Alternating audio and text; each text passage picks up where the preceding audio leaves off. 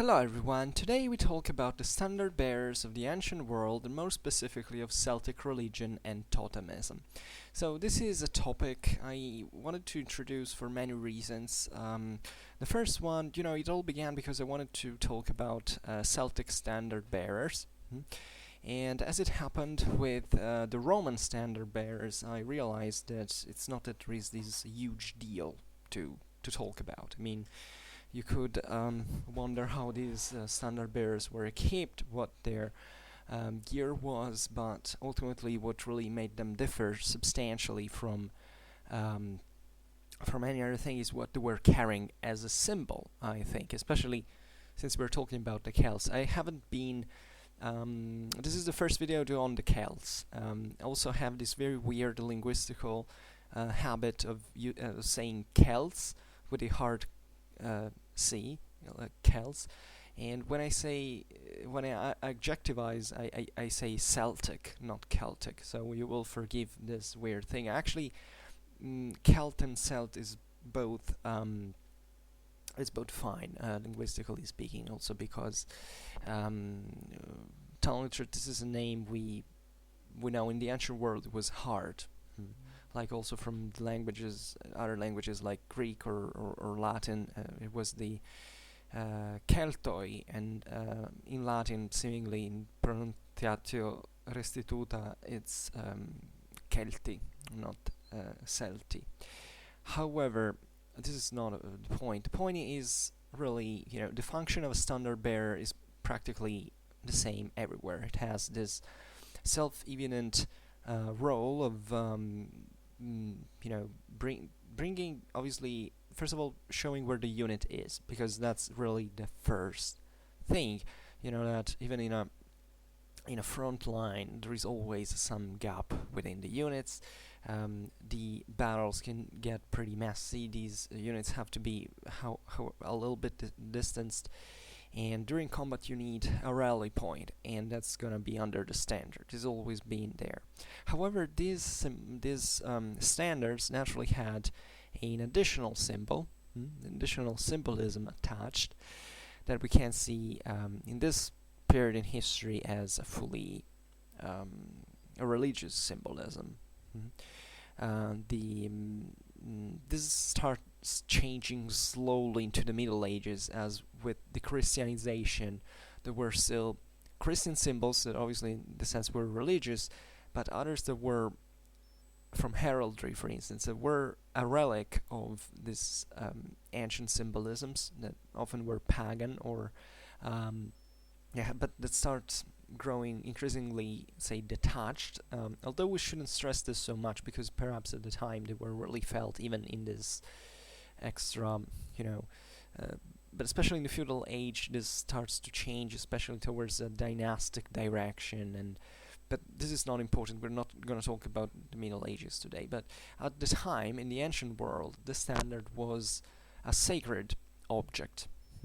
And it couldn't be otherwise, really, as war was seen as something really determined by how humans would interact with gods, how faithful they were with them, and naturally there was a lot of these were all warlike societies in a way or in another. It doesn't matter whether we're talking about advanced, fully centralized, urbanized civilizations with huge surplus professional armies, permanent armies, or just small pastoral tribes that were fighting. War was really the first activity, after all. It was also from an economical point of view the one in which these peoples spent and invested the greatest amount of money. Naturally, tribal culture had a much greater warrior ethos as warrior, not in terms of individualistic individualistic tendencies. The warrior was conceived as someone who chiefly fought for himself, not just for, surely also for the tribe, the clan, but it was the individual prowess that was everything really at the time. And this was a way that it wasn't rational, it hadn't been rationalized, but it's a way these populations had essentially oriented their society, because that was, given the lack of a greater organization and available resources, the only way to confer strength to the army. And this translated itself usually into chiefly a moral consequence, in the sense that, and this is also what the Greeks and the Romans said, these guys are very, talking about the tribes of Central Europe that they fought with against. They said these were fiercely brave, they don't fear death, they don't, obviously not even a true, Roman had to fear death, but the Romans had kind of rationalized a lot of things. Or better, they were more modern in mindset, in the sense, not that they were more advanced, but they were more similar to us in some ways. Albeit they were also pretty religious. The Romans weren't at all secularized. Religion was one thing with everything in the Roman state, including war. And this video goes well along, let's say, with the one I've done on the Roman eagle, that you can search on the channel. That is really meant to explain how fully absorbed by religion the ancient world really was, and how war was all with that. So in the case of the standard bearers of the Celtic populations, well, did they differ substantially from others? Well, aside from the symbolism that naturally was pretty varied all over the world at the time, although there were surely certain elements in common, actually no. If you take a standard bearer, it could be, in the Dacian world, or in the Italic world, or in the Germanic world. The symbolism was substantially the same. You can argue that this religious symbolism was different in some measure given the degree of development of these civilizations, because there is a huge debate, I believe, and I won't be spending a lot of time now discussing about it, but on a video on ancient religion, I think it's kind of necessary to do. In history of religions and in anthropology, and with all the disciplines that take into consideration with this problem, there is essentially a great debate to essentially how to see to understand whether religions evolved on the base of a social transformation. And today the tendency in every kind of disciplinary, every kind of academic subject is to deconstruct. There were, during the 20th century, especially the beginning, the mid of the 20th century, these great scholars that kind of pioneered research in these fields, at least depends really on the kind of subject, not but they offered a system of interpretation, essentially, of how religions evolve relatively to society. And I personally even started from one of these from a manual that substantially was expressing such a view, meaning that animism, to just make it very simple, animism would be something that emerges from hunter-gatherers societies, in part. Although I know this is kind of wrong, because however, let's put it in this way: there are stages, especially full polytheism. So a pantheon that is also a very wild approximation, telling the truth, is something that would start emerging into the sedentary societies, because these societies began to sectorize into certain activities that correspond to certain specializations and jobs and castes and stuff like that. So every one of these basically chooses a deity, and transform actually invents it, or maybe develops a deity that was already present for some reason within this pre-sedentary phase. And then essentially polytheism properly is formed. Excuse me, I drink a little.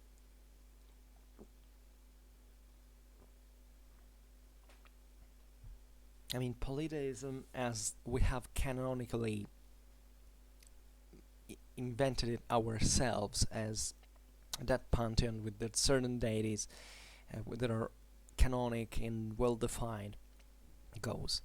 Then it would come monotheism, when essentially there is enough surplus in the sedentary societies to give the single the enough single thinkers at least the chance to study, enough surplus to study and to speculate and to create more abstract and totalizing systems in which there is only one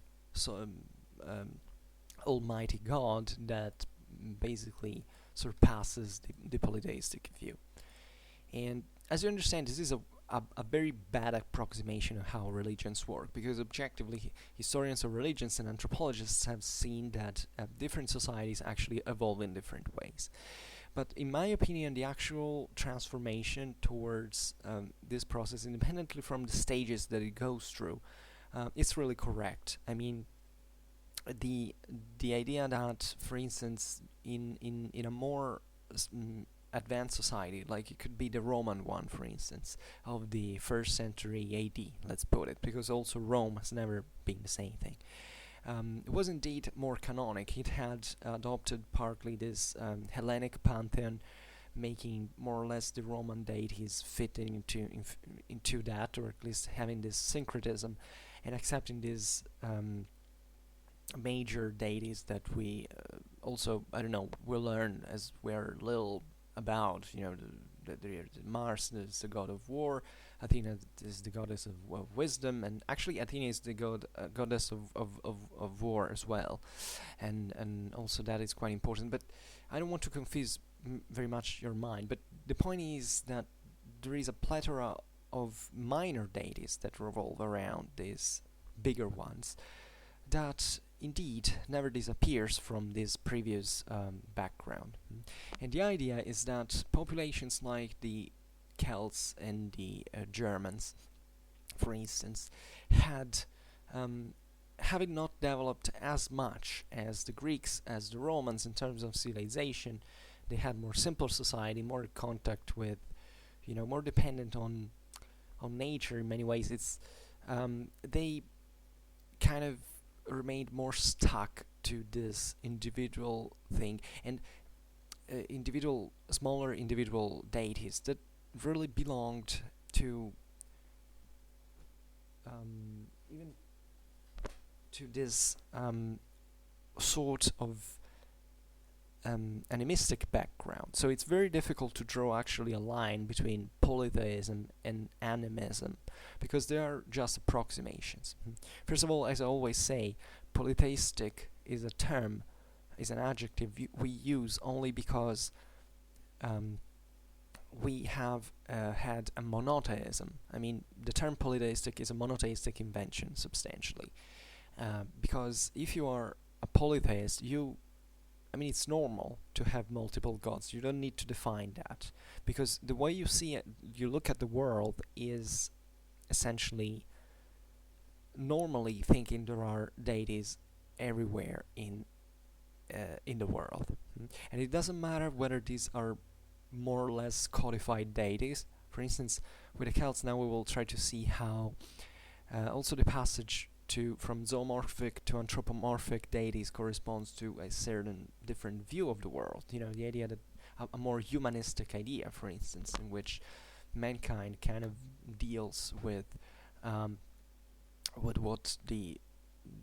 nature is being at the center. This is something that exists, for instance, also in the Bible in some ways, and that originated probably in that Semitic context from similar in similar ways probably, at least in comparable ways in which this happened in other societies. But the idea, however, is you still live in a world as a polytheist where there are so many forces, so many spirits that basically go around the land and they're present, maybe especially around certain places, etc. That they have intrinsic forces. And this is actually what animism practice is. I mean, he's believing that the force of nature is somehow approachable, it's somehow exploitable. If you start to interact with these forces, and then you basically start to canonize this, and as much as society grows into saying, okay, let's define better what this deity is, and starting creating myths about it, legends, and a knowledge, a tradition. So this is how actually the whole thing switches between this approximation from animism to polytheism. And even during polytheism, in this narrow exception, you see that there are still many deities that kind of go beyond. I mean, not all deities are the same, obviously, and not just because there is a hierarchy in this, but also because there is the overlapping of several levels of this process of transformation. For instance, there are certain deities that are older, and some others that are newer. For instance, the Totemic deities are usually much younger than the almighty deity of the sky or of the earth, for instance. That, however, these can coexist in part. They can also grow syncretic. So what I'm trying to say, however, is that always sticking to the military aspect of this is that these populations, such as the Celts, but more or less in all this ancient world, believed that bringing into battle a standard with the figure of that particular deity or its symbol, or the totemic animal. It's difficult now because we will see how complicated actually it is to define it in this sense. Would bring to you the strength of that deity. Naturally, deities of war were preferred, but it wasn't really just about that. There were many variations in this sense. Every community kind of developed something different. This is also something we have to understand. There is no thing in the first place, according to many, as a Celtic pantheon, and I personally got pretty shocked when I see that people think, I don't know, that the Celts or the Germans had a pantheon just like, I don't know, the Romans or the Greeks. Although even in here, I'm equally shocked to see that people think that the Romans and the Greeks had a pantheon in the sense of the canonical thing, like as if there weren't minor deities, or that this was just an approximation. Even if you take the Hellenic religion, you have to think that every city in Greece had basically its own religion. Yeah, of course, they had some greater deities in common, but essentially every single place, every single community had its own. And this went on and kept on until monotheism really didn't make these things, say, disappear, or at least make people live with different thoughts, with different beliefs, and progressively abandoning them. But even for the Romans, many people, for instance, think that the Romans had a kind of pantheon that, first of all, certain people believe many people ignore that the Romans had a religion on their own that we know absolutely nothing about. Because the thing is, oh well, the Romans kind of copied the deities from the Greeks. This is not really true. The Romans, first of all, had similar deities. Like now I'm saying whole things I will eventually explain later. But as Aryan peoples, these the Latins, the Italics, had, just like the Celts, a lot in common with all the other populations of Aryan populations. So there were deities that were similar, indeed. Others were completely characteristics of the local place, and this is due also to the pre-existence of other religions in the areas, obviously. But the point is gonna make is the Romans, for instance, had they eventually adopted the Hellenic deities because of the Greek world was this most advanced area where they expanded in. So when the Romans got kind of more interested in literature and philosophy, they had these models that were ready from a greatly advanced and civilization there. And these deities, incidentally, were the ones that were worshipped in the countries that they had conquered. So it's normal that they would want to even adopt them as such. The Romans were great deities adopters. There was a practice that was also extremely useful and performed during war. This idea of basically winning the favor of the enemy's deities, even under the threat of destroying their sanctuaries and so on. If eventually the Romans had not been able to win in that battle or that siege, and so I'm throwing lots of things in just for saying, in this case, completing what I was saying about the Romans. Basically, the Romans had a previous religion on their own that by the 1st century BC they didn't even understand much about, because it was something so archaic and pertaining to this Italic background they had, and it was so underdeveloped by certain standards that when the Romans rocketed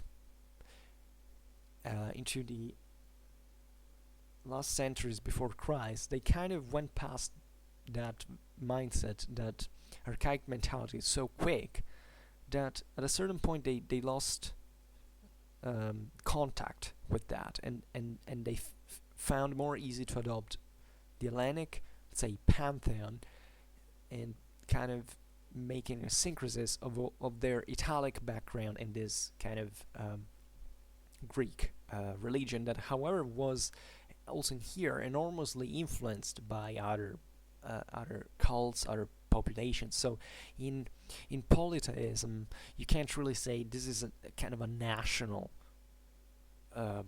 religion. It doesn't make any freaking sense. There is the deities exist because there are people in the single locality that believe in that thing, and if this deity grew to be important for some reason, other peoples would kind of gather around that. They would kind of start worshipping it as well, and there are huge influences from all the possible people. I mean, there is so much influence also across the whole Mediterranean. Think of all the deities, the similarities that exists even in all the Mesopotamian religions, and how when they met with the Aryan ones, it's all a cauldron. It's of thoughts, of identities, of ideas, of stories that kind of blended together. So that's why it's stupid to think at the canonic pantheon with a single characterized deity as, oh yeah, that was the ancient religion, because the ancient religion was completely different from that. It was a virtually unlimited amount of gods, of deities that existed all over the world. And there was also, you can argue, it was a geographical dimension as well. I mean, it's obvious that certain deities were worshipped in especially certain holy places, certain centers and certain sanctuaries that existed in here and there, and these were famous, however, all over the world, and people from all over the known world would go there in part to render homage to this thing. And this was normal. I mean, if you were a merchant, for instance, who had to travel around, you wouldn't just worship your own gods. You would need to ask for the favor of virtually every god of the gods of all the places you traveled into to help you. This is what really polytheism really was. So what why is this important relatively to the Celts? Well, because it's also in here. I've always found these approximations as if the Celts had a pantheon, or they had, they had their own. I mean, at least in certain areas of the Celtic world, there were certain deities. Hmm? But first, they were very difficult even to define. Sometimes even the symbologies are not clear. The names are. Then we have this philological problem, because most of these deities are known just because the Romans talked about them, especially when they invaded Gaul. Hmm? And this thing of Gaul is extremely important because it was the most advanced Celtic area. It was the most advanced in terms of also social complexity. So this is where actually the Celtic religion, assuming that we can talk about something like Celtic and religion comprehensively, was more developed. So we have figures like Ezus, Teutates, Grannos, Boar. I mean, all these figures that were more or less well defined. The problem is that the Romans described these deities and started basically interpreting them in their own fashion by saying, "Oh, this guy looked like Mars. This guy looks like Mercury," and so on. And it's difficult to interpret. Also, especially because relatively to the iconographical side. Some of these deities were started also to be are more traceable actually during the Roman period, during the Roman domination, than the ancient, the previous Celtic times, or better, when the Celts were not under the Roman domination. So sometimes there was a lot of syncresis in here. There were local Celtic deities that were, I don't know, dressed in the Roman fashion, sort of certain point in iconographical thing. You understand that even probably there the meaning, the identity was changed, was adapted, was syncretized with other symbolisms that were brought by the Romans. And the Roman Gaul lasted for essentially for half of a millennium, so you can imagine how many changes this might have occurred. So it was normal for this world to be in continuous evolution, also in part, and it's very difficult for us to understand what the hell. Relatively to the problem of, is there a Celtic people in the first place? Well, recent historiography is pretty much concerned with this question as much as with the Germans and all, because the tendency now is to believe that names like Celts and Germans were actually were sort of a historiographical invention of the Greeks and of the Romans. I've been for a long time kind of, that this is not true, like the Celts and Germans were something defined. This is in part something I still believe, but now much less than before. I mean, I understand, because you can't even in here draw a sharp division between the two things. I believe the Germans and the Celts were differentiated enough at least by certain standards, to have different identities.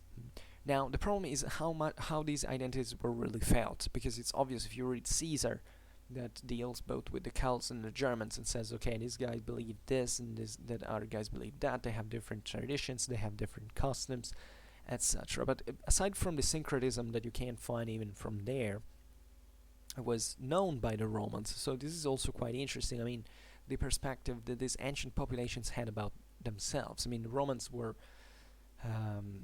pretty keen in ethnography, arguably even more than the Greeks by certain standards, because the Romans were much more open to other people's perspectives than the Greeks were. So Roman ethnography is particularly intelligent, in my opinion, in the etymological sense of the word. word, and they kind of grasped these these different shades, mm, cultural, the different cultural identities. But the point is, what did these people really feel like? And this is what we know. We don't know, and we don't know for a very long time. Again, because certain populations of Europe basically began to write only during the High Middle Ages, and up to that point, we have no freaking idea what their individual perspective really was. And we don't know, because even during the migration era, these populations underwent a progress of kind of civilization. They were highly intensely Romanized and eventually got Christianized. So it's very difficult to, and very often we know just the perspective of the elites that were the ones that were more involved into this process of adaptation to the Mediterranean culture and so on. So the problem is, what did these populations felt to be part of? Were there Celts as such? It's seemingly there were naturally certain elements that existed in common. For instance, if I'm not wrong, the Cenabum in the north of Gaul was considered as a bit of a holy place of all the Celtic world. The Celts had certain common characteristics. There was extensive international trade along, especially the Celtic trade routes that were passing through these major roads, that the road systems, let's say better, that had been built since the Bronze Age in Europe, and there was definitely certain also similar technological not really, well, forget about this last one. I mean, there are certain even if you take technology, you see that there are certain features that are definitely in common. There's even relatively to the weaponry, there were certain elements that existed in common that eventually were exported also into the Roman, into the Germanic world, etc. But when we try to focus on one of these populations, first of all, we see we don't know enough, but secondly, we can legitimately argue, but were these guys thinking they were part of something greater? Because my belief, my personal opinion is that what really mattered was really the tribe. I mean, a greater, probably there were certain populations that realized to be akin the one to the others. That they had a common language, for instance. They had that also in here varied wildly at the point of saying, did, I don't know, the Galatians in Asia Minor speak the same language of the Britons? Obviously not, but still there was something in common, and maybe they were able, and surely they were able to spot that, to say, okay, we have maybe some words sound the same, and that we kind of have even a sort of ancient mythical past to which we recognize something in common. But was their perception really the same from the within, from the inside, than what from the outside, for instance, the Romans could have? The same goes for the Germans. Did the Germans ever exist as such, or is it an invention? Because it was easy to define them as such for the Romans, while these populations really felt, they had something in common, they were aware of it, but they really didn't think of themselves as the Germans. Or even if they did, it was something that went beyond the concept of nation, even in its ancient meaning, naturally. That is where you were born, essentially, and what your common beliefs or of lifestyle really were. It's very difficult to explain, and I'm sure I shouldn't be talking about this right now, because we have a lot to say about the Celts specifically, but just to bear in mind that probably really the horizons of a Celt was like not going much far beyond the from an identitary point of view, beyond the tribal group. Between these peoples, like could be, I don't know, the Edui, the Senones, and really feeling first of all part of that group, and only secondarily recognizing, yeah, okay, that there were similar peoples around, similar tribes around, and they kind of shared something, including deities and tongue and other beliefs and lifestyle as well, and that they were maybe different from populations that existed elsewhere, like the Greeks on the South Gallic coast, for instance, or the Romans were expanding into Italy, etc. And so let's take a deeper look at this, of the problem of the idea of the totemic animal, because this is really what the standard bearers really are about. Because many people, including myself, often say, well, okay, these were totemic animals because these were, I don't know, the symbol of the tribe or the symbol of the leaders, and we don't really fully know what the relation practically was. We know naturally of certain practices that were, I don't know, especially they are mostly famous in the Germanic world, but they're actually present in many others. What we say as totemic, because define as totemic, but the term in itself is a bit debatable. That is essentially to wear, for instance, the skin of a certain animal, or to bear, in this sense, with a standard, the totemic symbol of the animal, to say, okay, now I own the power of this animal, or better, the animal spirit owns me, because this was really the perspective, like it was, and obviously the deity, kind of possessing the person and conferring to the person such powers. However, the same term totemic is a bit, as far as I've understood, because I'm not an anthropologist, I'm not a historian of religion, I deal mostly with military history, and although I'm extremely fascinated with these other aspects, if I had not studied military history, I would have probably studied history of religions, kind of a weird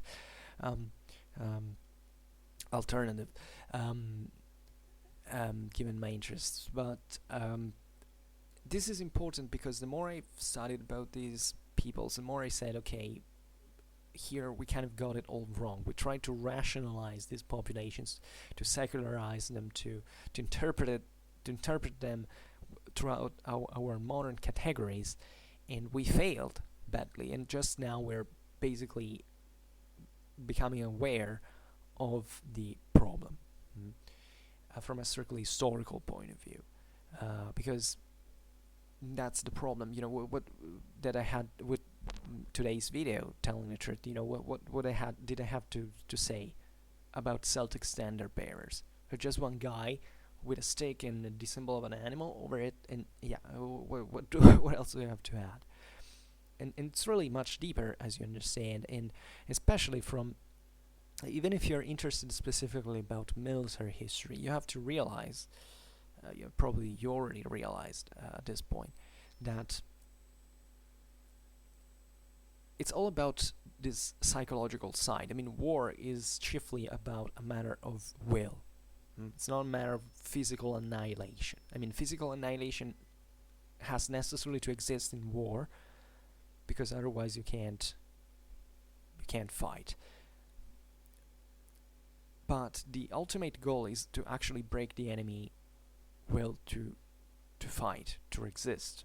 This is the ultimate goal and the point. So it's mostly a psychological thing, and you can't objectively look at war and say, okay, I don't care about the psychological side of the whole thing, and just thinking, these were all humans, so they more or less thought maybe like me.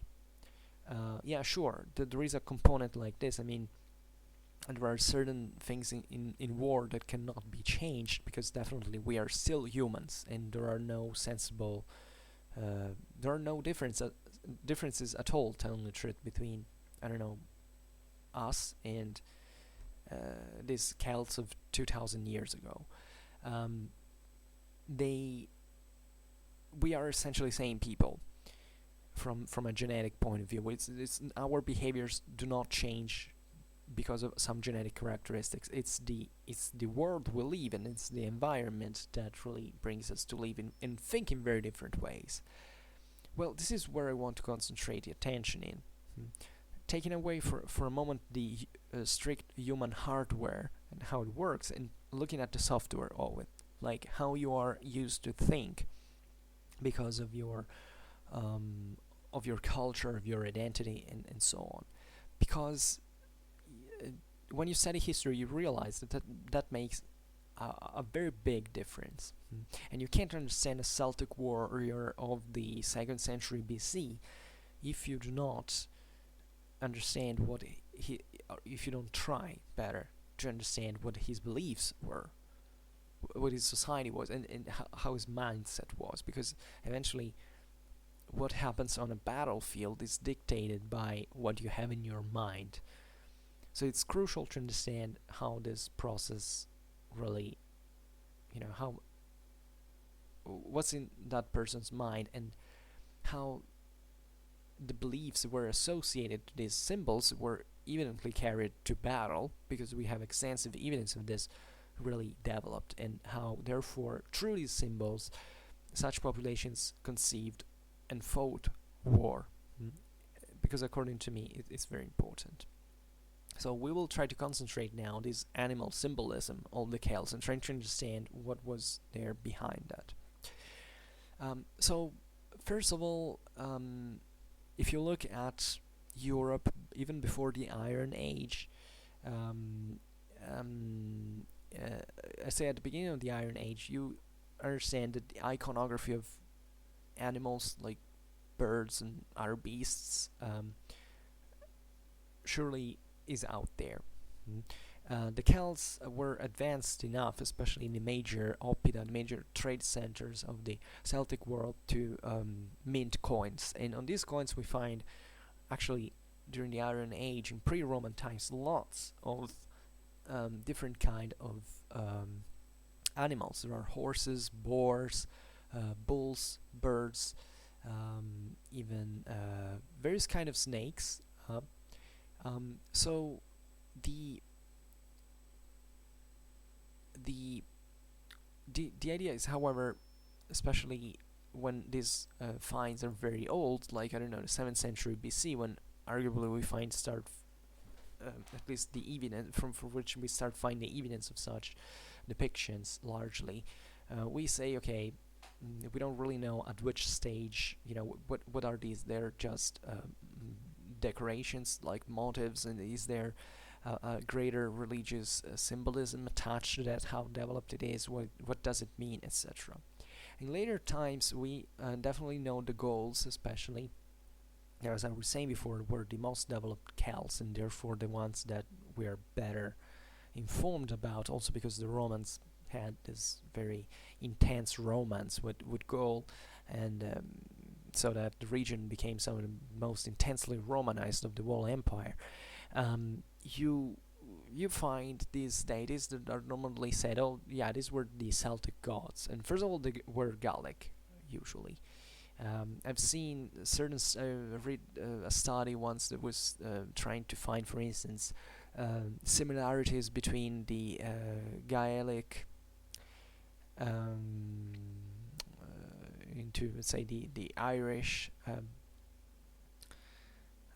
Celtic deities and the ones of the continent, the ones of Gaul, and it seems that aside from one god that just sounds with a similar name, all the deities were completely different.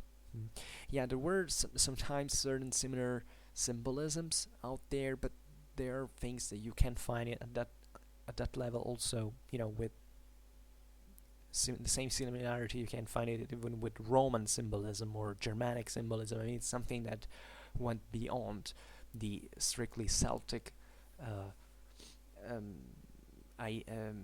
characteristics, if you want to put it in this way.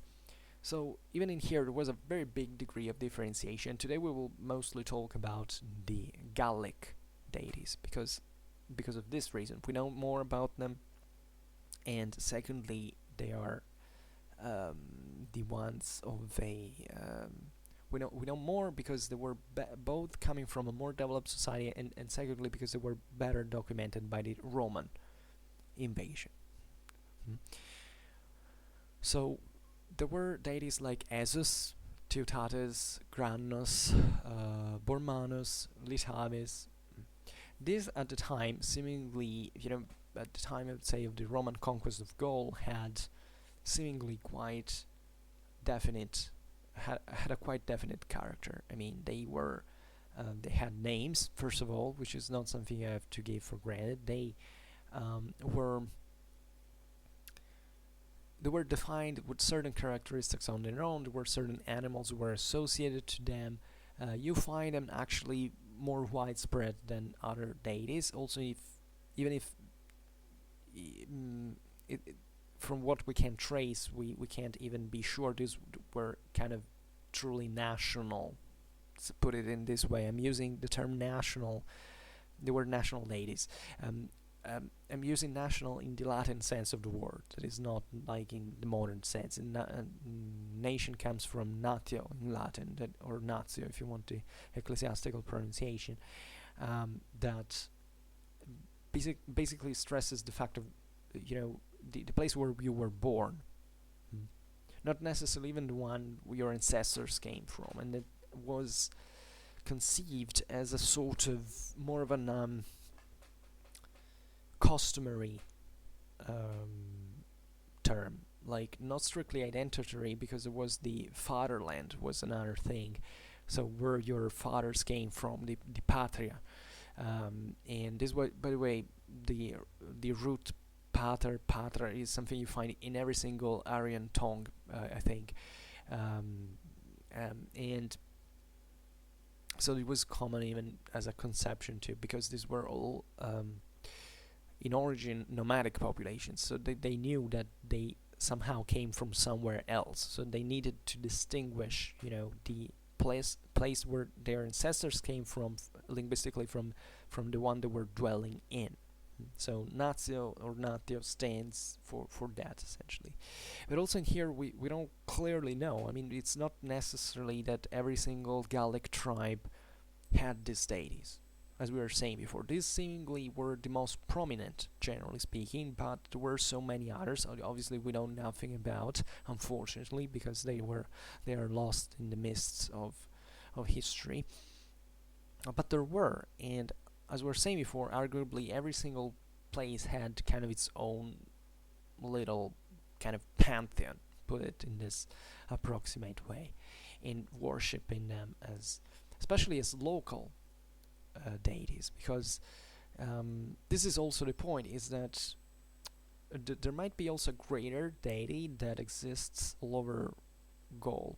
Let's put it like this, by approximation. But this is surely probably a more powerful god of sorts. It's usually, in this sense, very well characterized as the ones we've just listed, or at least it has a very strong symbolism and very strong meaning. Then there are other small deities that are more relatively to even probably the past, even probably the pre-Aryan past of these places, in that we're still associated to especially, I don't know, a certain forest, a certain spring, a certain river. It's plenty of that.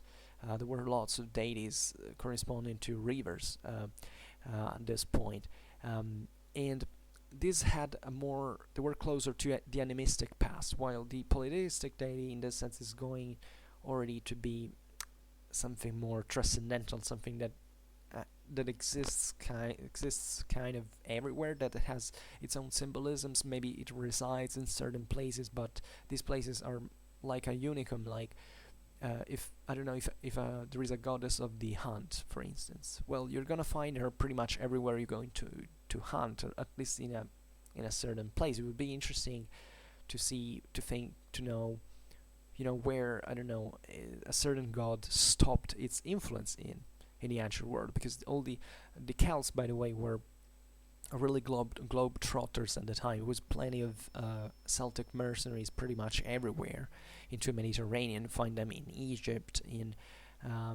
Africa, in Africa, meaning even in the area of Carthage, in Asia Minor, where the Celts migrated. So the Celts were everywhere. You have to understand, did the Celts feel that, I don't know, their deities were even there? Obviously not. At that point, they would feel there were other deities, or there were other beliefs that were carried maybe with them, but that kind of mingled with the local ones. And this was perfectly normal. So if you talk about Azus or Teutatis, you can argue this was mostly a Central European thing, wherever the Celts were, and even in here probably were so many differentiations in the process.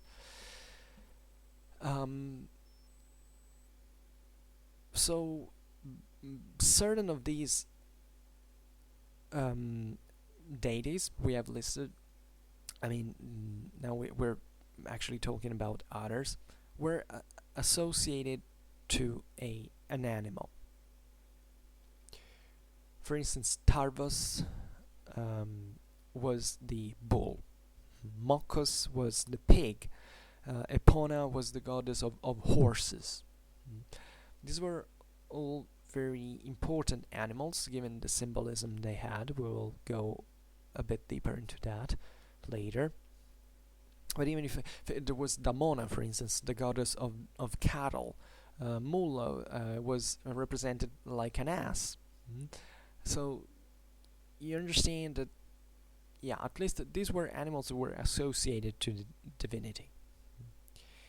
And Caesar, when going to Britain, he noticed that the local population preserved certain animals like the hen, goose, and the hare, and did not kill them nor eat them. At the point that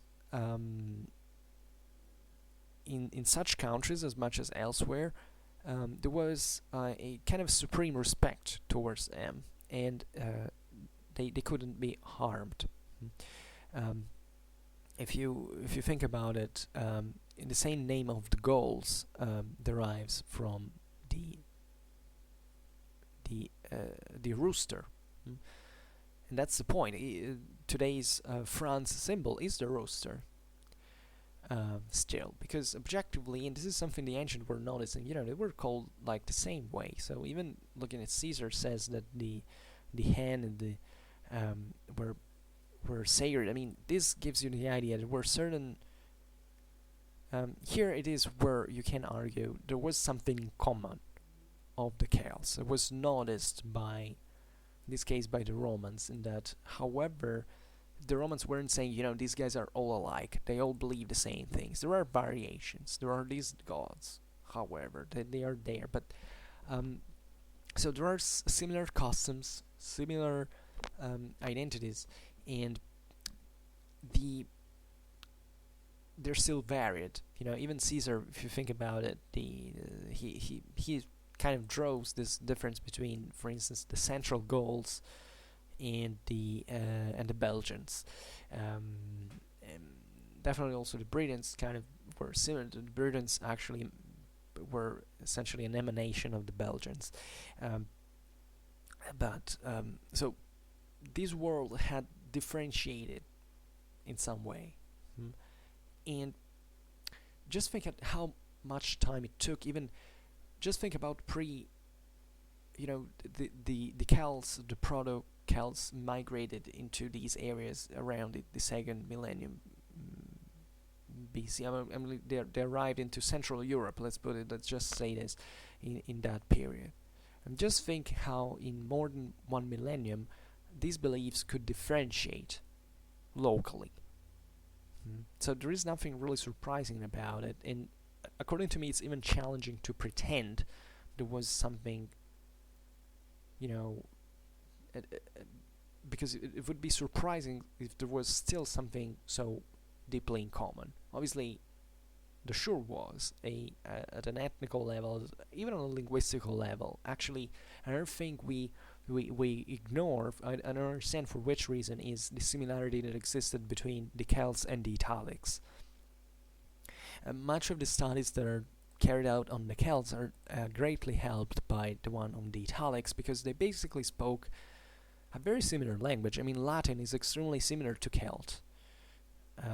And also in here we had to draw this stupid modernistic line between, I don't know, the Romans as a kind of a civilized, dark southern people, and the Celts as a tribal, primitive, blonde, red-haired. You know, these were kind of the same populations that had arrived from, and sure, they had differentiated, but they still were. They had so much in common as Aryans, with all their beliefs and language, etc., because they all came from the same stock. They all came from the same culture. So the this has naturally to be taken into consideration. There were also deities that existed before the Aryan times. Then eventually these Aryan populations came to absorb in a way or another, and this is why you find certain deities all over the Indo-European world that are kind of similar. They're basically the same, conceptually the same figures, even if they have different names. You find them everywhere. In the Germanic world, in the Celtic world, in the Greek world, in everywhere. In India, in Vedic India, in Italy, you find them everywhere. But naturally they have differentiated. Myths have developed in different fashion. The traditions are different, but they're still conceptually the same. Then there are, instead, certain deities that are completely different, that seemingly have nothing to do with the common Aryan stock, and they kind of develop. And we suggest that aside from the natural differentiation that existed between, you know, or even maybe the invention of certain deities where these Aryans arrived into different places in Europe, that part of these deities come actually from the pre-Aryan populations that were there, and that got blended in with the Aryans. So the main problem with Totemism that we are seeing, because most of the Celtic standard bearers that are depicted are depicted with animals, and they're not the only ones. You know, it was plenty. Think about the dragon in especially in Eastern Europe,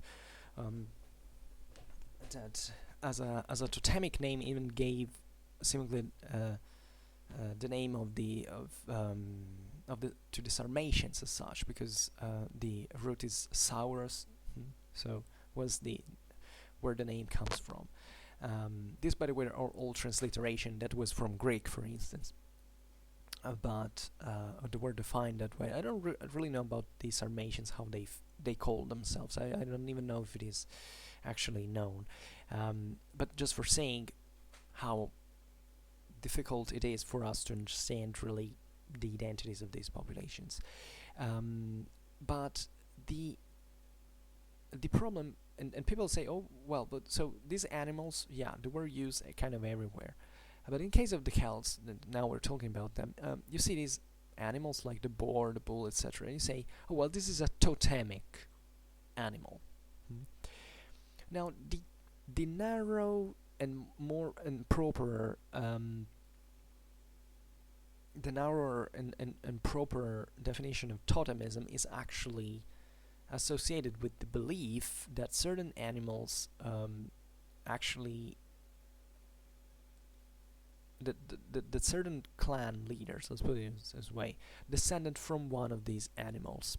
This is something actually that existed pretty late in time. Even the Merovingians, for instance, back into the late antique, believes that one of their ancestors had originated from a sea monster, for instance. And this was normal in the ancient world. I mean, totemism is definitely witnessed by in many religions and etc. And we have evidence naturally of beliefs in the Indo-European world of certain tribes, of certain clans that said, okay, we descend from this animal, so that we are that is a god, so that we have something divine within ourselves. This was a bit of a problem sometimes because it was a very strong stand. There were a certain of these totemic identities were kind of fabricated oppositely to try to confer to a certain lineage, to a certain clan, a greater power over the others. So using this religious card saying, we descend from this animal, so we're kind of better than the others, we own this. But I don't really know how the origins, but this probably also derived from a much more complex process that is lost in the midst of the story of these clans naturally, and it wasn't probably something very uncommon, to be honest. But whether this system was elaborated in the Celtic world, it is actually very hard to say. I mean, we have no evidence, that we can go by analogy sometime, but we that has many risks naturally. But the point is that from a strictly historical point of view, we have no evidence of this. I mean, there is no evidence in the Celtic world that a clan, not that a clan associated with a certain animal, because we have evidence of that, and it's quite likely that it was also widespread as a practice. But you have no evidence that this was believed because of totemistic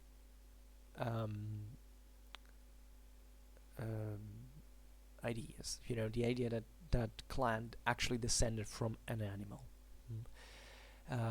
We see, especially in Gaul, how the wild boar was so prominent on the coins, etc. So that when we think about the Gauls, we mostly think about the boar, the wild boar. But even though there are naturally other animals that are very prominent, like the horned snake, etc., and this is a symbolism that actually goes beyond the individual clanic perspective. Seemingly, this was considered probably as a greater, as an animal coming from a greater, associated to a greater deity, as we've seen before. Like even sometimes it's difficult to distinguish. For instance, this is another problem actually in the interpretation of these animals. For instance, we said Mokos was associated to a pig. Now, how easy in a world like that, where species were also, quite not. I mean, certain animals naturally were domesticated, but how can you tell in the ancient world from these sources like coins, etc., if the animal that is represented is a pig or a boar or a dog or a wolf? Because actually the difference is, it's not quite easy to understand. Even in the Germanic world, when you see the figure of the wolf is often associated also to the one of the dog, and you might say, well, what's the real difference? Surely animals were already, these species were differentiated already at the time for the sake of, dogs were domesticated. Now, I don't know much about this, but they were obviously already domesticated. They were naturally understood as and idealized and categorized as something different from wolves. But probably there was still something in the middle that was pretty frequent to find, that you can't say, so certain animals can also be associated in part, also because they are essentially very similar. So that's really the point. So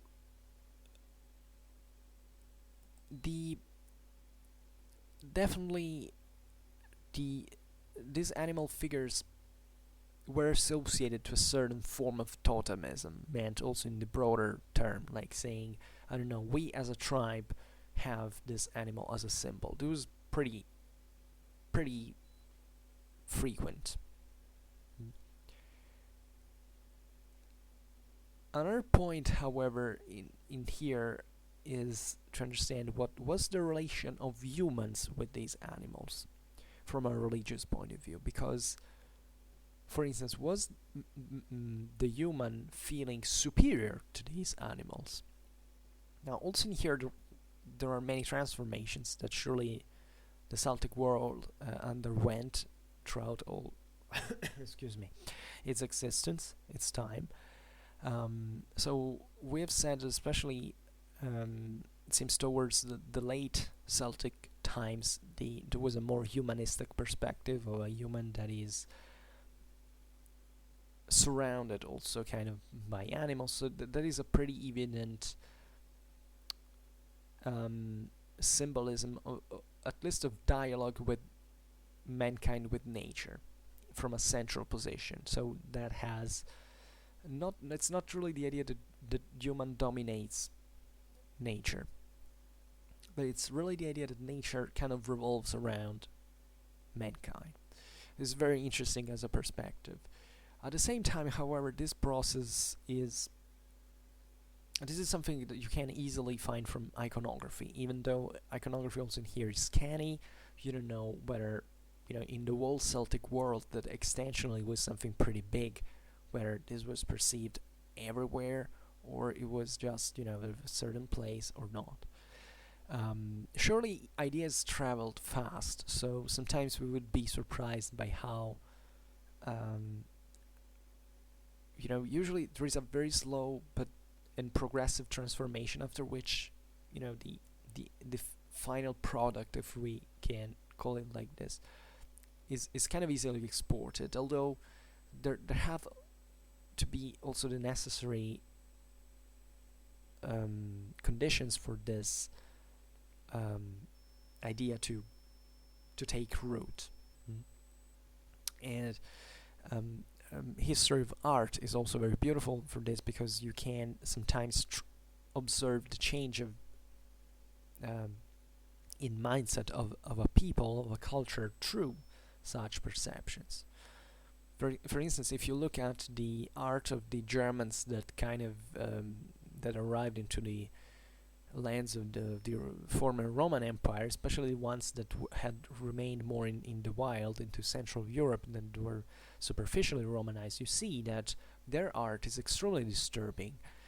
They were expressing a world that was dominated by monsters that tore apart men, they ate them. It was an extremely dark and violent and bloody view of the world. And also in here, the snake is very prominent also in the German world, that there are many snakes that are associated to mythology, even though it's not that every time you see a snake you have to say, oh, I don't know, that's the Vedic Ortra or the Germanic, I don't know how it was remembered, the big snake. There could be other snakes. However, it's fascinating that, for instance, in the Celtic world you find these horned snakes, so prominent together with the other animals, and these were used definitely also in the as military standards in military standards and other, along with other animals. So many currents, so many branches we have, and we can tag them, we can trace them well, we can retrace them. It's unfortunate, but so it is the reality, and we have to make this effort of trying to understand as much as we can with such a scanning evidence. However, there was surely a moment into which the relation with the animals definitely changed. How do we trace this? Well, this religious evolution, if we can call it in this way. Well, for instance, there is a moment in which you start finding gods clothed with human attributes. This is actually this is pretty evident. It's being interpreted as a a human hypertrophy. So totemism as a sense of appropriation of the natural world, that is actually pretty common in many ways. Think about the Bible. In fact, like that parallelism is kind of nice, because in that case we are in a monotheism, but it was evolving from a polytheistic background, and it's a moment when God basically entrusts the world and its creatures to mankind. So here the Celts were far from that, but it's so you see there are certain comparable stages of this religious evolution, but also everyone remains with its kind of its own characteristic. The idea is also that man was mankind was more selective in this process. I mean, now I'm talking about the Celts once again, in the sense that the Celts were maybe giving to a deity that was formerly part of the natural world a human attribute to kind of propitiate this deity, and to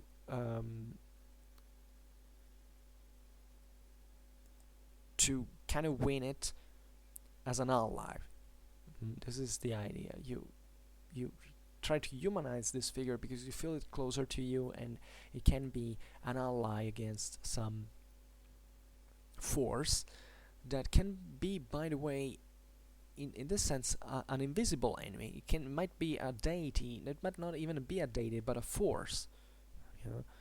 Remember when we talked about animism, that kind of still remains close to these bigger deities. It kind of makes sense. It's the idea that you have a god that is better defined, that is more powerful, that you can kind of worship more or less everywhere, and that can help you from all these invisible forces and spirits that wander around the land, that are present everywhere. And so you see, this is also another way to which you track a more unitary god. So there are many actually theories, we don't really know, but probably it was a bit, when we're talking about this kind of conjecture, it was, however, from a psychological point of view, you understand it could be really all these things combined in the process.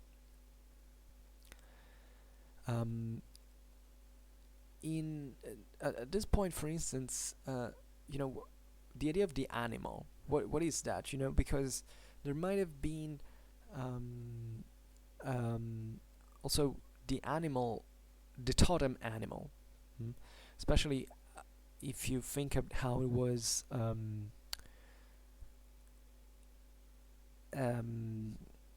used also in terms of think about the famous berserker. This idea, you wear an animal skin or symbol, so on, so that you get the strength of that animal. The point is that many people kind of get it wrong, as if this was a rational action. Actually, it wasn't. It happened through the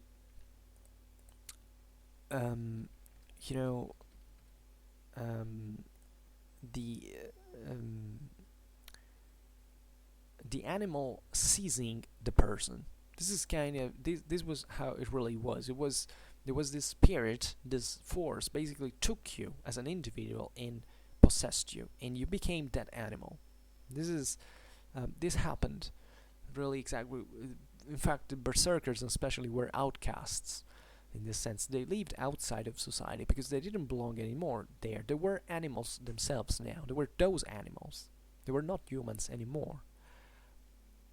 So this has led also to a lot of speculation. Is with this totemism, so using these animal symbols, etc., and that you can see on a smaller level because the berserkers are really the extreme of this. But if you see, I don't know, even the Roman aquilifer, or these guys with a skin on of some fierce animal, you realize those weren't like the berserkers. It was kind of more rational thing to do.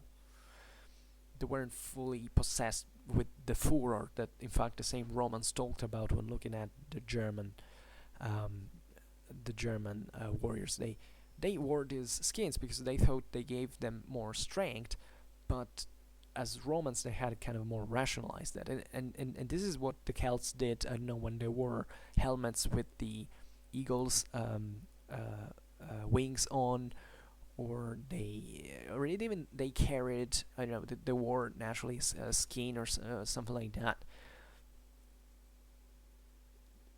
Were they really being possessed, or were they choosing to take that animal as a symbol? Because this is the great difference. Because one thing is, being possessed by an animal basically means you think that animal is stronger than you, it's more powerful than you, and it's even an enemy by certain standards, because you're kind of his victim. Its victim. One other thing is actually instead choosing that animal as an ally. So it's really the man who chooses that, and still has a certain respect towards the animal, that is not a merely passive object that is seized by mankind. But there is a more peaceful and more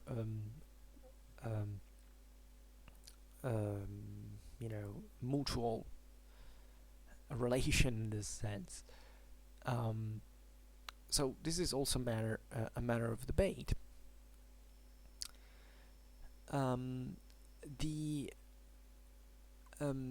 For instance, for Gaul,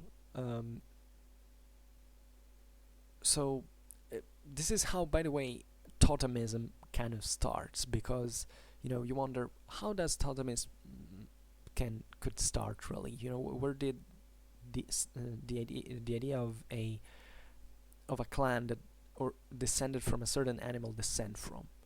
Well, it could be possible that at the beginning one warrior had worn a certain animal skin and had won a lot of battles, a lot of fights, and eventually his clan took over the others. And the tradition was that they had made it because they had been in special alliance with that animal.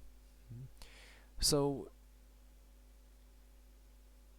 it's for Gaul especially, these the existence of various tribes, each one with its own definite totem, has not yet been fully proved.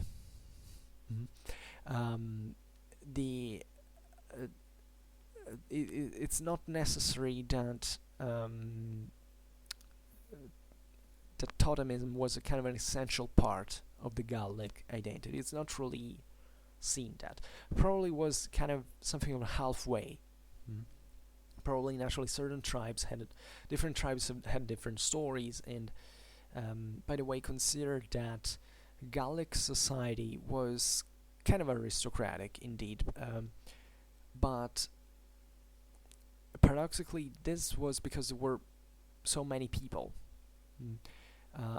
Gallic society was, for instance, more stratified than the Germanic one, and it was also less warlike than the Germanic one. This is what the Romans also noticed, is that the Gauls had originated from Central Europe back in the day, and eventually they were quite warlike at the time. Then when they went into Western Europe, into Gaul, they eventually kind of softened up. They opened to the trade with the Mediterranean civilizations. They started to become softer and etc. And this naturally brought, in part, to that process of civilization we're remembering from the Gauls. The Gauls actually were quite close to their settlements had almost reached the level of urbanization by some certain standards. They had lots of surplus. They wrote. They knew. They studied for different languages. Caesar says that the Helvetians before migrating into Central Gaul, they had written, they had made a kind of an account of all the possessions, of all the goods they had before leaving, and they had written this down and in Greek characters. Just think about, these were kind of advanced societies, especially southern Gauls were definitely pretty advanced. The northern tribes were kind of wilder, and in fact they had a higher military average, especially the Belgians. While the Britons were not so much. Actually, the Britons had the lowest military average of the Celtic world, if we want to be frank about this. But just for saying, there were even here substantial differences between all the various parts of the Celtic world. Also, these, however, shouldn't be overly stressed. I mean, we shouldn't categorize the Celts by saying, oh yeah, these were radically different from others. They had still lots in common in terms of they had not reached urbanism, for instance. So yeah, we can admire especially the Gallic Oppida, but we can't say, okay, these were such an enormously different thing than what existed in the rest of the Celtic world as well, because the Oppida, you find them everywhere. You find them also in the north, on the Danube, etc., in Britain, and also it's. But the point I was making is that the Boer society, Gaul was also very rich and populated. France has this enormous, especially agricultural resources that, in fact, it is what allowed these populations to develop so much. And therefore the Gauls were also many. So in the totemistic forms at this point are maybe what it happens is that this development brings to the impoverishment of the commoners and the enrichment of the elite. And the elite is a few people, and maybe this elite can stress the fact, I don't know, that they were in the position of starting to say, okay, we are the elite, so we can't start saying things like we descend from that animal, for instance, that totem, that symbolism. We had kind of more of religious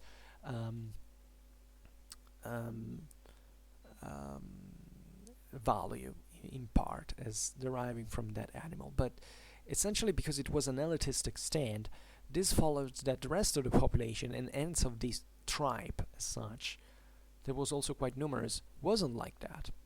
So in this sense, totemism would have not extended to the whole people. In fact, in my opinion, certain totemistic ideals, or at least certain symbolism, were in fact more proper of more primitive societies in that sense. Also, less developed. And this is not necessarily something that existed in a chronological way. For instance, the Germans were much more primitive at this time, and I don't know even in there if totemism was developed. So I don't think I've never actually heard much of totemism as such, but a German tribe would be much more egalitarian, would feel that, however, it was the whole people that descended, if it did, from someone that had a character as such. Now the Gallic, especially the Gallic tribes, were something pretty big, something pretty also diverse within. They had a lower military average, so even this kind of warlike tribal nature was progressively declining. So even in here, the whole thing was evolving towards another direction, and that's also why certain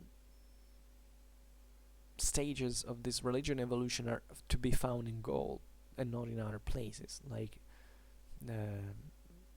this kind of greater humanization, seemingly, of the gods, and however, we're talking about by average.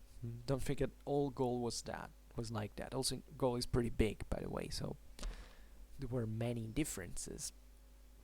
and many influences also from the outside, because that was a point. So the so were these deities, however, when these deities came to be what they become into Celtic society, well, it's the definitely there was a stage in the passing bit from hunting and pastoral stages into sedentary and agricultural ones that probably made a lot of difference. For instance, certain names like, and these were especially associated to animals and to cattle. So this is kind of obvious because these were pastoral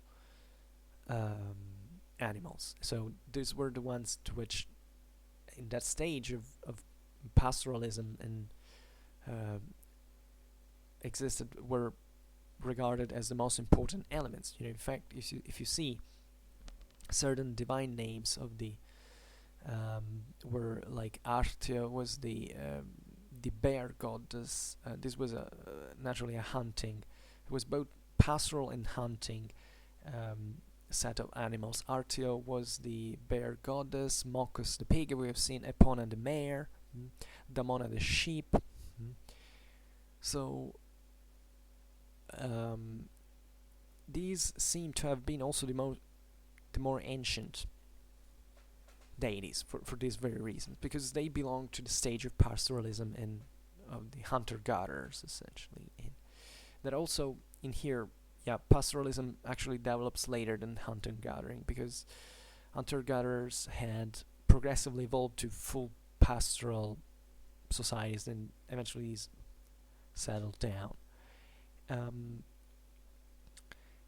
And what else we can say?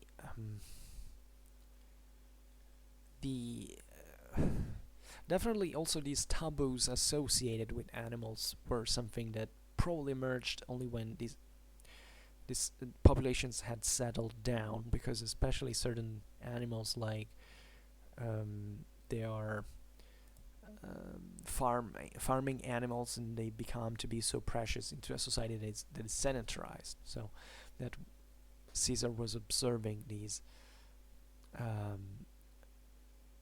different, into Britain, these different animals that were kind of sacred, and some of them were this kind of I don't know how we call them, garden animals, or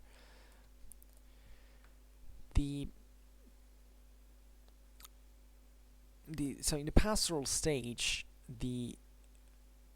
by the way, also as we've seen, there was a progressive definition of these deities, and you can argue that when you're hunter-gatherer, animism is kind of the easiest thing to bear, because you move a lot. You don't have a great deal of social organization, so it's more like you don't have much time nor much need to characterize a single god or single force. That everywhere you go, you have different forces that interact. So animism fits very well. When you enter into pastoralism, you tend to become more ordered, because the passage is very progressive. You still hunt, you still deal with this kind of randomness of the world, etc. But at the same time, you have to organize the cattle. You have to be more careful about the way how you deal with these animals, and where to also having a very strong, paradoxically, a stronger relation with the ground, with the terrain, as a physical location. So at this point, the earth comes to be regarded mostly as the mother, from which everything kind of comes, and so this mother is sometimes the queen, the long-lived one. So this figure of fertility that is strongly related with the land. Mm. And this was naturally present. This goddess was naturally present in the Celtic world. Mm. And also in here, there wasn't a single name, and nor every single Celtic tribe, every single Celtic people had the same figure. Everybody kind of, also because, as we were saying, not all the Celts entered into agriculturalism at the same time. Gaul was the place where agriculture was more developed in the Celtic world. The Danubian Celts weren't like that. The Britons weren't like that. So there were different approaches to that. The landscape also was pretty different. So the other, for instance, other Celts would deal with, I don't know, more the gods of the vegetation, and the spirits also better of the vegetation, because the forest is also in here a place that immediately makes you think there is more than just one force in there, just by how a forest really sounds and looks. You can find many things. So also in here, it depends on whether you live in a wooded place or you can argue, this is an approximation, and you can have a syncretism of the both things, but it really matters a lot if you are mostly an agriculturalist or a shepherd, or you revolve around certain places, and this was, especially during pastoralism, there was also great importance attributed to forests, also to feed the animals, so that the herd mother had sometimes many different manifestations of herself, many epiphanies of herself, and this series of son and daughter spirits that were associated to quite strictly physical and places, like springs, rivers, mountains, forests, trees, corn, and etc. So this picture in the Celtic world remained kind of similar, because most Celts were remaining at this stage. Caesar remembers that there was a deity named Dis, D-I-S spelled, that was considered the ancient god of the Gauls. And this was to be regarded probably as the son of the mother Herd, and this was the son of Mother Herd, to whom the dead returned in death. So naturally, also this idea of the cycle of nature, for which, the decomposition, the underworld, and all this kind of chthonic dimension that probably coexisted also with a celestial dimension that was proper of all the Indo-European peoples, as we've said very often on Schwerpunkt, that were instead more the ones dealing with things like war and what came, the glory that came from the sky, and this world where the spirits would rise to, in the heavens, etc. And we have many depictions, however, of this seemingly, although we can't really trace it quite clearly. For instance, there are many depictions of deities with the hammer in Gaul. There is also the figure of a huge dog swallowing the dead. You know that the dog also in the just like the wolf in is considered as a necrophagous animal. because it eats corpses and therefore is associated with the dead, and this idea that these animals that eat carcasses, etc., are the ones that bring the soul away somewhere else, like with the crow, with Odin and etc. The raven, sorry, and so as this, for instance, this figure of this, is it associated to this hammer, to this dog? Because the hammer, by the way, is the symbol of the, also in here, a very chthonic symbol. The hammer is what you use to work the metals. The metals come from the underworld. They're thought to have this extreme, magic symbolism. You know, the Celts were quite advanced also in metallurgy. They, for a long time, they maintained some of the highest metallurgical standards and they eventually that passed to the Germans, especially in the Rhine Valley, but especially in the area of Noricum, etc. There was this great metallurgical production. Eventually, the Romans came to exploit, and there were so many religious meaning attached to this, and this idea of digging up this metal from the underworld was, the idea that this material was magic, and also into war, this had such a great importance. Bearing a sword had all these meanings hidden in them, and so there are so many symbolisms we could list, telling the truth.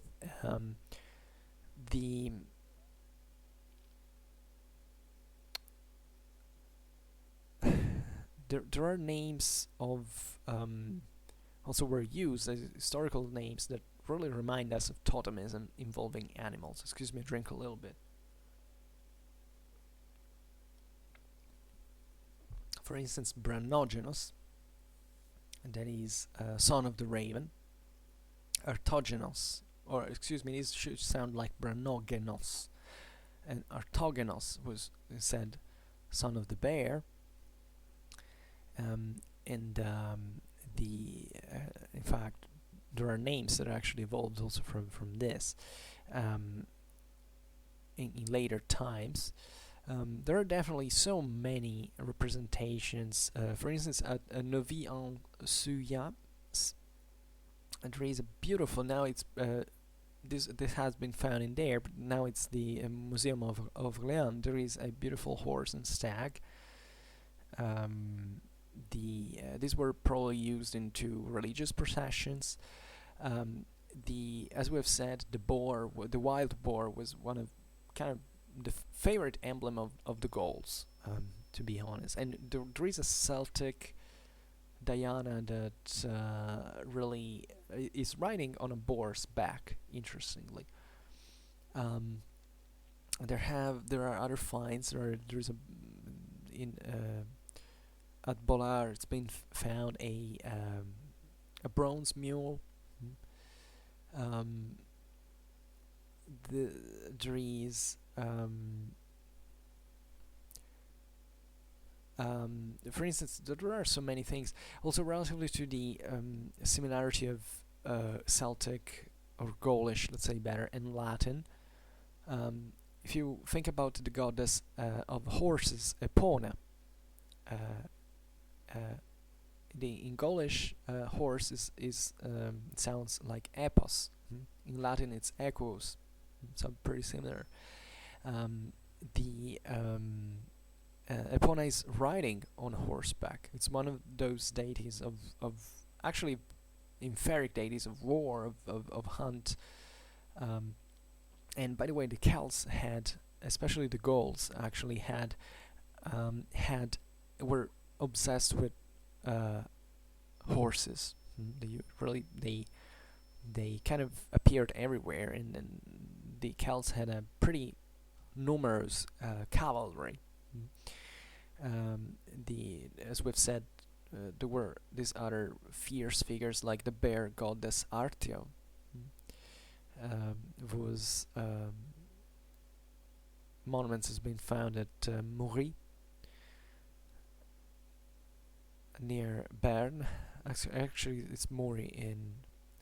I think there is the double name, also the French and and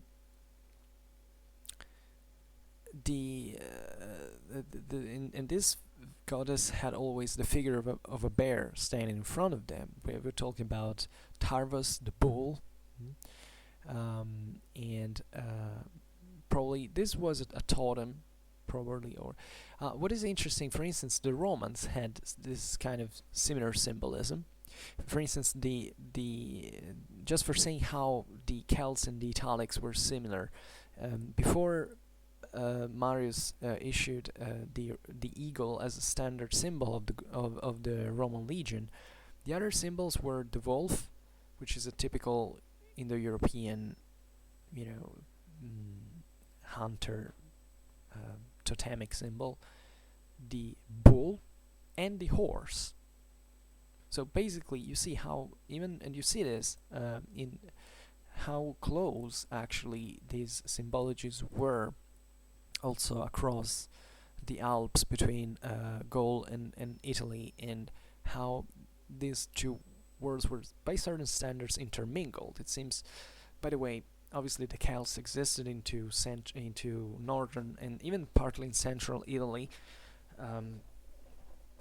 before the Roman conquest, and in fact the Roman legions that eventually were recruited into Cisalpine Gaul seemingly had this prominent figure of the wild boar as the symbol of the Roman legion, of that legion. It is kind of interesting.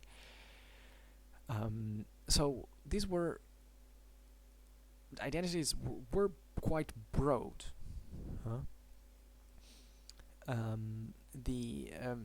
There are certain similarities, for instance, between Moccus, that is identified. The Romans identified it with Mercury, and this was associated, as we said, to the pig. And there is probably a philological equivalent in the Welsh moch.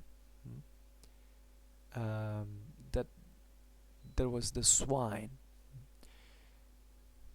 So the boar, by the way, is very present also in Britain, telling the truth. And the Tène, for instance, had these coins with boars on.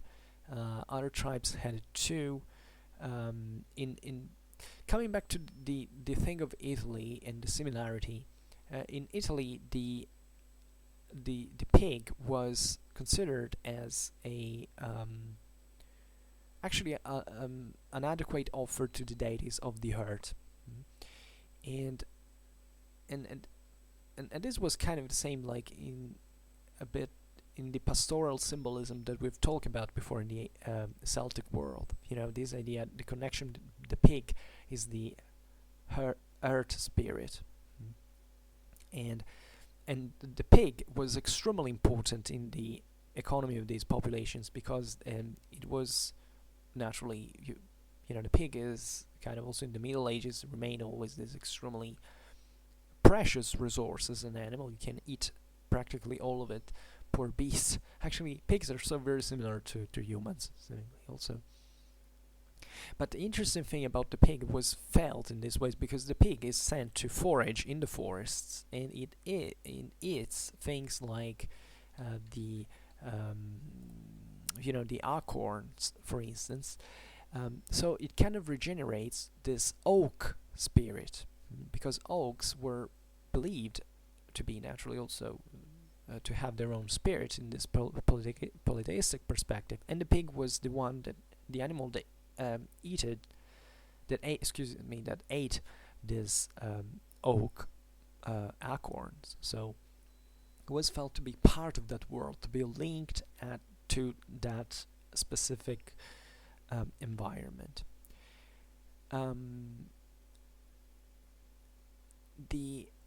So the pig, the boar, also in here, it's difficult to draw a line between the two animals, is actually so very present into the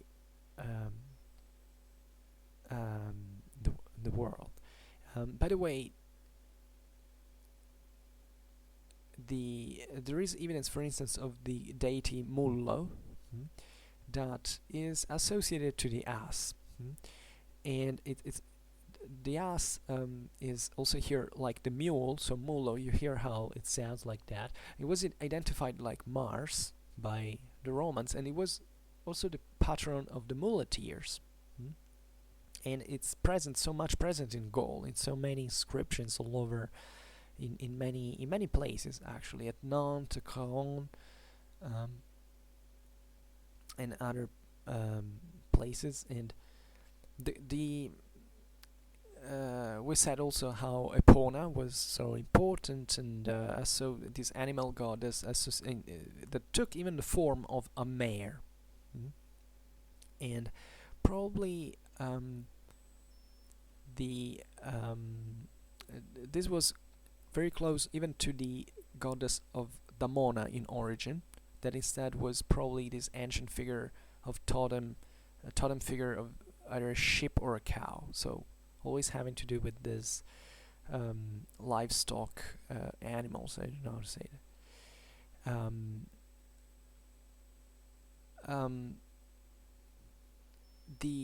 So this really came from eventually a pastoral mindset mostly, and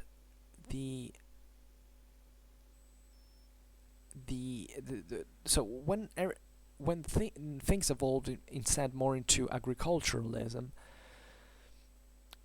these deities still remained, because evidently also the economy was mixed. There were both ways of living, but the agriculture also in this sense gave more surplus, more time to think to the people, to began to investigate really more, not just concentrate on the animal and as such, but also thinking on in more abstract terms, like about the earth, and both what grew upon it, but also what was linked through it to the mysterious underworld. So in here also especially the trees probably came into play as a more important figure that we know. For instance, in Asia Minor there was the famous Drunemeton, the oak grove, that became to be the center of worship of the Gauls of Asia Minor. And it seems that it's also the name from which the term druid came from. And we have this thing of the trees is very important in the Celtic world, and the Celts represented Zeus, for instance, because also here was a lot of syncretism, especially when they got into Asia Minor. The Celts represented Zeus as a high oak.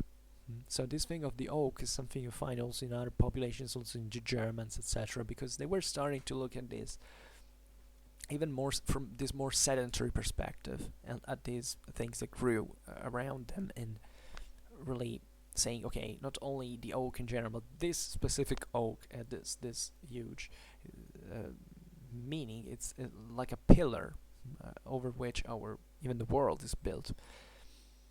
And we have so many evidence of this.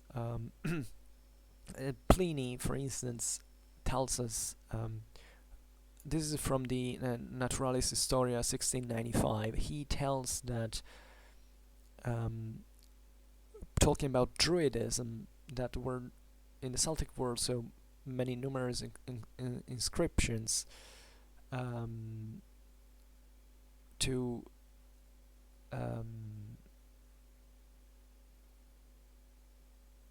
excuse me, I misquoted this. This was about the it was another thing. However, we have an extreme evidence in the Celtic world of a lot of references to deities of the forest.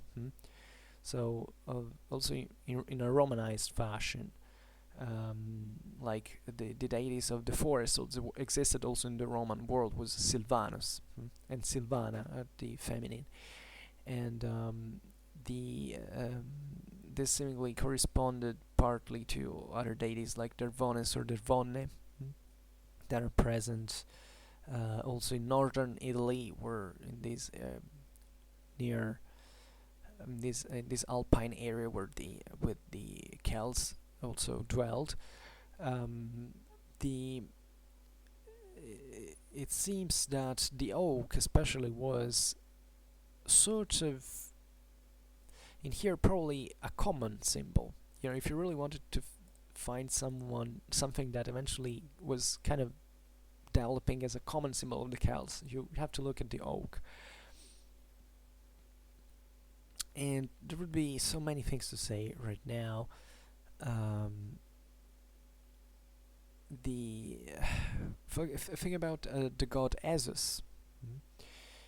There were, by the way, certain tribes that took the name from this deities, like the Suvi, in this case. That there are many rites associated to these deities. Some of them were quite ferocious. There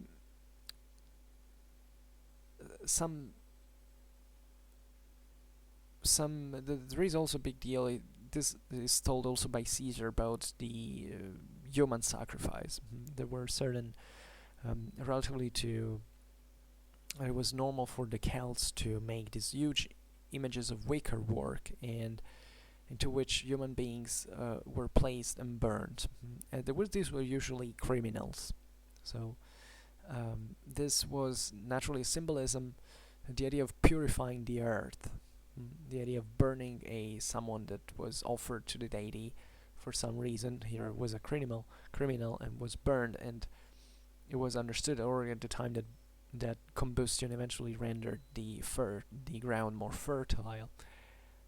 This naturally has mostly to be associated with the agricultural life. You know, this idea of purification of the land that has to progressively regenerate in order to purify and to be able to bear new fruits and to be fertile once again. So these were important propitiatory rites as well.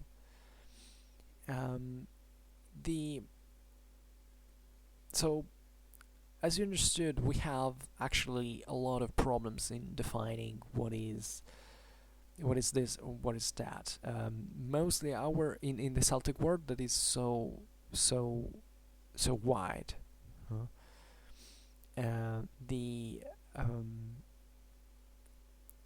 It's very difficult to stop to a place and say, okay, this was a common thing for the Celts.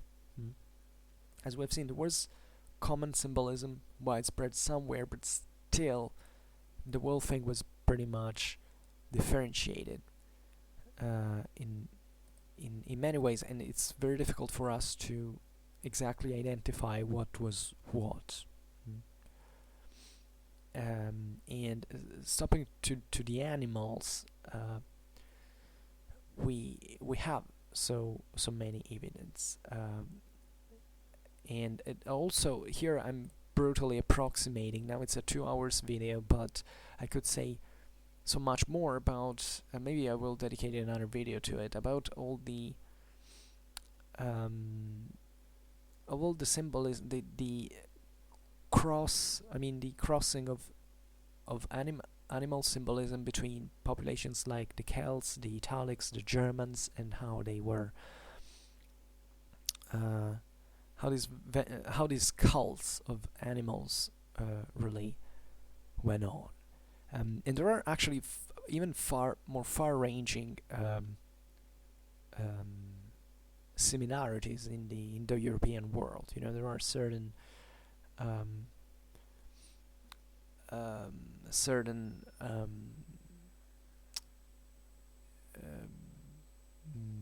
rites that seem also some of them pretty weird, that implied intercourse with animals, and especially with the Celtic horse goddess Epona, This was it's been pointed out that there's very similar rites and celebration between certain Irish rites and the one of India.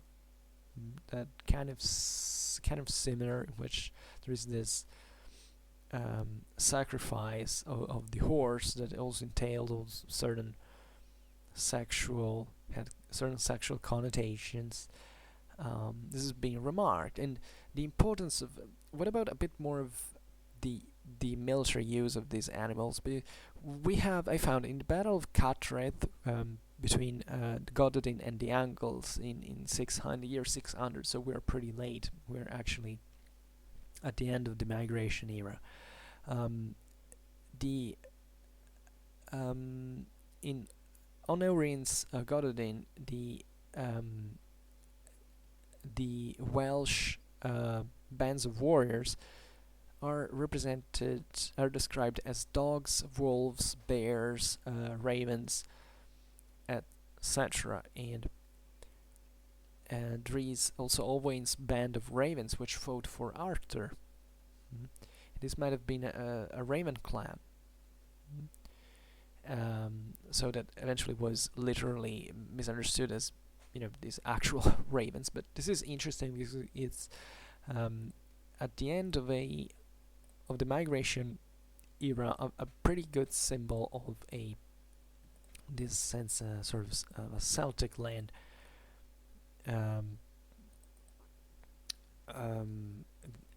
Of Totemism, relatively, not as we define it narrowly, but as this idea that there were warriors that in battle used this animal symbolism to say, okay, we are kind of we have this deity as our symbol, and in battle. So in here, by the way, there are many like dogs and wolves are pretty close to each other. This is something you find also with the Ulfidar, if I'm not wrong, they're spelled like that in the Germanic world. So also here this world of the dead. So the idea that you, by propitiating this together with ravens, these animals that eat the corpses of the warriors, you kind of established a contact with the deities of afterlife, where all the souls of the warriors were meant to go. Also in here, the bear is also more of a kind of a fighting symbol of a strong animal that you can use. Also in here, the berserkers in the Germanic world are present. By the way, at this time in Britain, there was surely some kind of syncretism also, because of the Anglo-Saxon invasions that had brought maybe part of these ideas. But as we have seen, these animals still existed. Already existed in the Celtic world since a very long time, and arguably, that they, like in the other Aryan populations, there is another thing. Sometimes you find Celtic warriors wearing helmets with horns and wings. This was also a pretty strong Aryan character as well.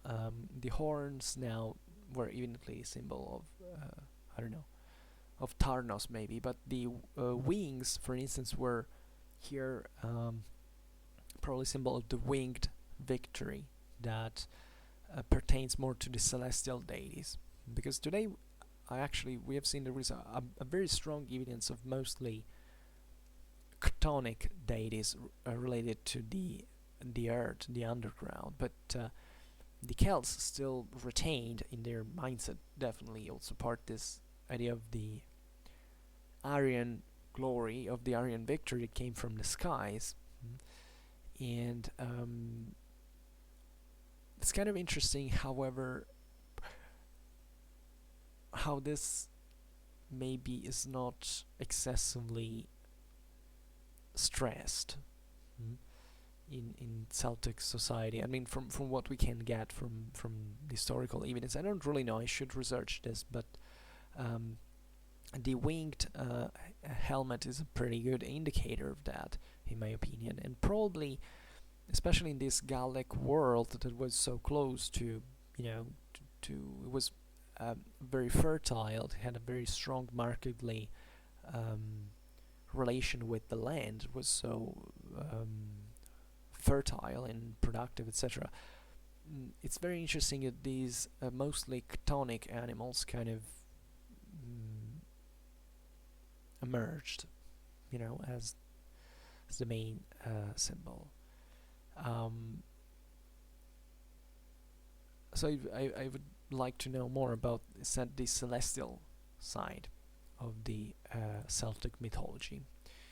That's surely been interesting. And so also today I've made a very long video, which I don't really know how interesting it really was. I could go on, but I fear it's now too long. It doesn't make sense, but I could definitely make another video to talk more in detail about the single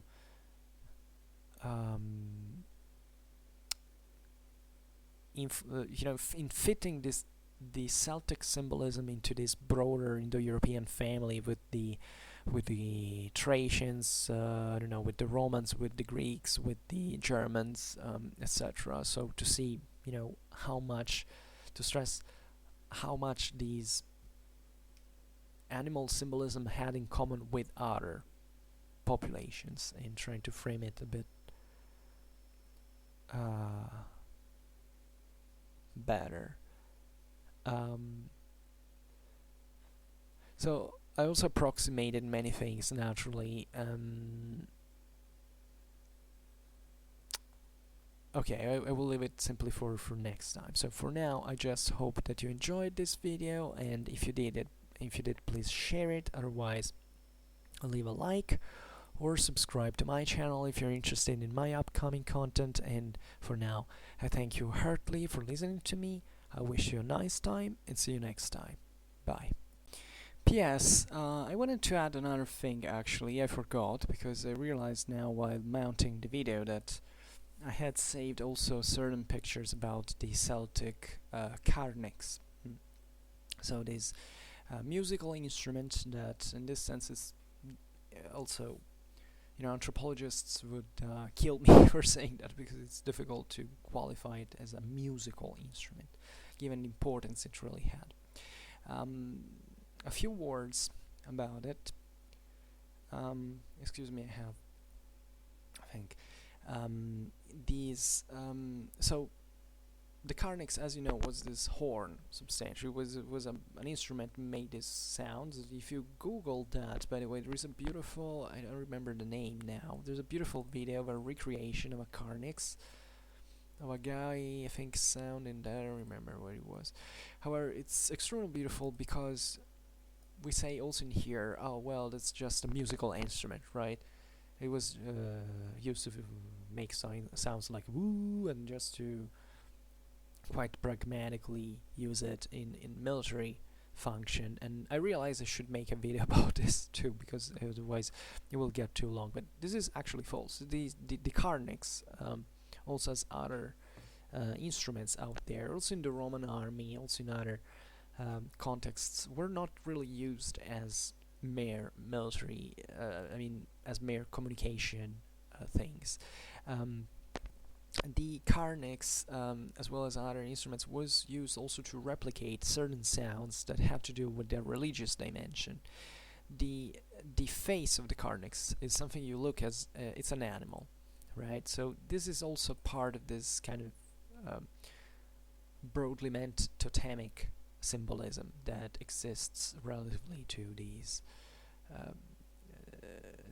figures, and the Carnyx was meant to represent an animal, and not an animal just like another. Also in here, always in a religious frame, the Carnyx had to represent an animal who emitted certain verses that were in this sense very modulated, and the sensorial experience that had to be reproduced in here was really the point. Now, I should open a very big digression in here, but maybe I will save this for another video. The point is, these instruments were used also in other contexts, not just war, but even and that had to do with religious rites, etc. But in war, as we recalled at the beginning of the video, everything was one with this, and because of this, these animals had to represent the kind of the deity, the animal, the deity, its sounds, and what it really had to mean for these populations. So sometimes we hear people, oh well, you used, the Celts used these things just to scare off the enemy. It is not exactly like that. It is partly true, but it had to essentially repeat this, to invoke even the deity, to make it sound, to make it speak in front of them. So to show the enemy what their gods were about. And this, however, happened also in other contexts, like for instance at the end of the battles, when, I don't know, the dead were to be collected and taken away. This is something you see also in the German, among the Germans, that they sang these songs in the forests before and after the battle, because these were all rites, formulas, prayers, invocations, stuff like that, were used as a wall. So it's not a strictly military or a strictly communicational use of these things from a psychological point of view. It definitely contributed to it. It was meant to have that shot into the battle, but it's something that went much deeper. And what we can't understand as modern secular people is how these sounds were all one with a multi-sensorial experience. It was not just sounding these Carnyx. The Carnyx in itself was useless. Its sound was all together with certain songs, with certain rites, with certain actions, with certain settings. Never underestimate this. The certain settings were so important because the animal that the Carnyx represented fitted, in this sense, in a broader scenario. As we have seen in this video, how much important were animals for this in the Celtic world. What importance they revested, how they were so all one with the society and what it expressed. So there were only certain contexts, for instance, in which certain animals as deities could be used to let them speak, to let them even impress the enemy if you want, but also to steer the morale, etc. So never go beyond just the surface. Just think that these were deep religious things we actually know nothing about, because it's even impossible to reproduce their sound because of the lack of this setting, because we can make a Carnyx sounding also in very nice ways, in extremely beautiful ways. I've seen certain replicas that are really amazing, and you realize what kind of sounds these things could do. It is amazing. It is beautiful, believe me. Now I can't find the video, I haven't saved it, but there is a beautiful one. It really tells you how many, this really sounds like, I don't know, a bird or another animal. Sometimes we're probably also well, no, not really, but in this case at least, but these were animals that were gods, in fact. So they had certain sounds that went beyond that wanted to express something deeper, something more resounding, just, emulating an animal's sound. It was not the point. It was making it sound as if the deity was communicating something to the humans. And this was so important because these things were used also into battles. So, as we have seen, it was the shout of their gods, fundamentally. and it doesn't have to be misinterpreted as it's just a musical instrument, just something that needs to signal the attack or something else. No, it was much deeper, and it went along with so many other things that we don't know anything really nothing about that. And that instead, and that's the reason why we can't replicate their sound proper, because it was this sound was associated with many other sounds, with many other atmospheres. Think about all these rituals with burning things that were in the air with a certain light as well. You could understand the Carnyx only in this context. So it is not a military, it's not a banner, naturally. Also, it partly was, although, because the animal itself represented this totemic symbol. But so here you see I've fallen myself into my modernistic mind tricks. But today I just want to talk about the standard bearer, and if you ever get into this kind of wargamistic distinction for which now we talk about the standard bearer and now about the Carnyx player, they're actually really the same thing. I mean, I'm sure they were differentiated in some way because they are physically two different distinct objects, and therefore also the people who carried them, about which today we really didn't say much, presumably had a very different background, because taking the standard banner with you is you have to be in a certain way to play an instrument like this. You have to be another thing. First of all, you have to know how to play it. But in this sense, there was probably a distinction between the people who. But the function, kind of the totemic function was partly there in the same fashion, and I might go as far as saying that the Carnyx, at least in certain contexts, was even more important than the banner in itself, because it was more alive. At least this is because the idea is the sacred banner. For instance, in the Roman world, this you see the tubae, as you want to call them, this that look more as musical instruments in function, but that also in the Roman army were definitely associated to a kind of a function that went beyond, because everything in the Roman army was also religious in part. But in there, the Romans, as we said before, had a bit more secularized the thing. So really, the most important banner was, I don't know, the one that carried the genius of the emperor, or first of all the Roman eagle in the first place. But the genius of the emperor was actually the second in the row, and it was also closely related to that, because the eagle was all one with the imperium in itself. Then there were other symbols, naturally, of the Roman of the legion proper, because every legion had kind of its different symbol. There was mostly also in here a mythical figure. It was usually an animal, and also in here it's so similar to the rest of Celtic. To the rest of the European world this time. Don't treat the Romans as if they were something different.